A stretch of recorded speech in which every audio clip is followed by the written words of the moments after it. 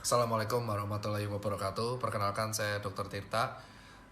Saya ingin sharing beberapa hal. Hari ini saya adalah hari kedua saya di Rumah Sakit Kartika Pulomas. Saya ingin menegaskan beberapa info dan edukasi. Insya Allah edukasi ini sudah disarankan oleh Kementerian Kesehatan, dan saya juga udah konsul dengan Profesor Ova itu dari UGM. Saya juga udah konsul dengan Bu siapa ya? Bu Kartina apa siapa? Lupa saya, itu dari Menkes. Saya juga udah diskusi dengan beberapa tim Junior Doctor Network. Saya ingin share beberapa edukasi, tapi sebelum saya share, saya ingin bilang bahwa keadaan saya baik-baik aja. Ya gak gitu-gitu baik banget. Saya masih demam, naik turun, sama batuk. Posisi sekarang saya udah di rapid test di hari Rabu itu saya negatif. Dan saya ini adalah demam hari kedua, dikarenakan hari Jumat saya ada kontak dengan beberapa orang yang COVID. Dan ini saya PDP, masih pasien dalam pengawasan. Saya tes negatif, paru-paru saya di ronsen alhamdulillah aman, cuman ada gambaran bronkitis kronis. Ya, saya emang ada penyakit bronkitis kronis dari 2018, tapi untuk gambaran pneumonia nggak ada, gambaran gejala COVID juga nggak ada. Lab saya aman, tapi kepastian untuk aman adalah swab test. Swab testnya nanti ada di hari Senin atau Selasa. Insya Allah tolong saya mohon doanya semoga aja swab test negatif, sehingga saya nanti bisa keluar bersama kalian lagi untuk berjuang. Tapi tetap dalam rumah sakit saya masih melakukan berbagai kegiatan. Saya masih mengkoordinasi untuk pengiriman APD, lalu saya masih mengkoordinasi dan bersama teman-teman mengirimkan tur nutrisi, dan saya tetap rutin membuat edukasi ke masyarakat. Nah, ini umpung saya ingin buat ini di Instagram TV. Edukasi yang saya ingin persampaikan adalah pertama, tolong buat teman-teman, dan ini udah saya konsul dengan kementerian dan kawan-kawan ya, bahwa yang pertama, tolong buat yang di Jakarta jangan mudik terlebih dahulu. Kenapa? Karena dengan kalian mudik, bukan saya itu melarang kalian untuk bertemu dengan keluarga, itu bukan. Tapi apa? Posisi Jakarta itu adalah epicentrum corona. Semua itu bisa saja kena, tapi tidak menunjukkan gejala. Seperti yang dikatakan oleh Belva, staf sus presiden yang juga CEO Ruang Guru dan founder Ruang Guru, mengatakan bahwa dan sesuai jurnal bahwa sebenarnya separuh dari corona itu tidak bergejala atau asimptomatik. So, kalau kalian pulang ke kampung, mungkin imun kalian kuat, tapi yang kampung itu bisa jadi ketularan. So, lebih baik kalian di Jakarta. Jadi kalian di rumah aja gitu. Terus kedua, dok kalau saya kerja gimana? Nah, sesuai saran dari Belva, bahwa ternyata penggunaan masker kain itu dari jurnal-jurnal paper terbaru ternyata efektif untuk mengurangi penularan sampai 70%. So, buat teman-teman semua, orang awam yang masih kerja bisa memakai masker kain untuk aktivitas sehari-harinya, sehingga tidak perlu repot-repot membeli masker medis yang dipakai sekali. Maafkan, batuk saya masih ada. Rumah sakit saya tuh infus. Jadi sehingga masker medis bisa digunakan untuk orang-orang medis, dan kalian yang masih kerja di luar bisa menggunakan masker kain. Gerakan masker kain ini menurut Belva yang tadi udah di live, bisa dilihat di Insta live saya, sudah juga di share dari paper-paper. Itu ternyata beberapa bahan bisa mengurangi potensi menularkan infeksi COVID-19.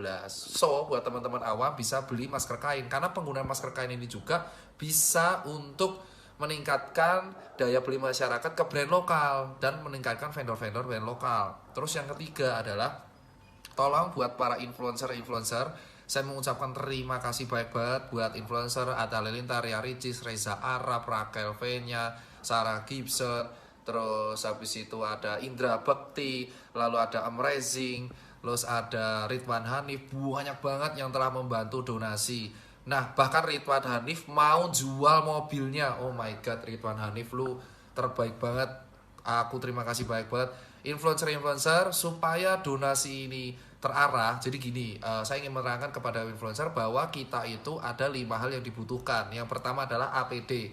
APD yang dibutuhkan bukan sekedar surgical mask, tapi juga helm yang ada kacanya, goggle, dan hazmat. Nah, hazmat ini jujur sangat berguna buat kita semua. Yang kedua adalah nutrisi buat tenaga medis. Tolong bisalah buat kalian teman-teman orang awam, bisalah jika kalian menemukan fasilitas kesehatan di sekitar kalian, di sebelah kalian, puskesmas, klinik, rumah sakit swasta, mereka tuh kurang makan, tenaga medis tuh kasihan banget. Kasihlah mereka madu, kasihlah mereka vitamin. Terus yang ketiga adalah buat teman-teman yang sudah dikasih libur, tolong di rumah aja. Kalau kalian keluar itu mending jam 10 ke atas untuk kena sinar matahari. Tapi nggak usah lama-lama, 15 menit itu udah cukup. Dan kalian jangan untuk nongkrong-nongkrong, jangan kalian main-main dan malah liburan. Dan keempat, tolong cuci tangan yang rajin. Cuci tangan dalam waktu 6 langkah seperti tutorial udah di-share di YouTube dalam beberapa hal. Sebelum masuk ke rumah cuci tangan, sebelum megang anak cuci tangan. Dan berikutnya adalah untuk cairan disinfektan.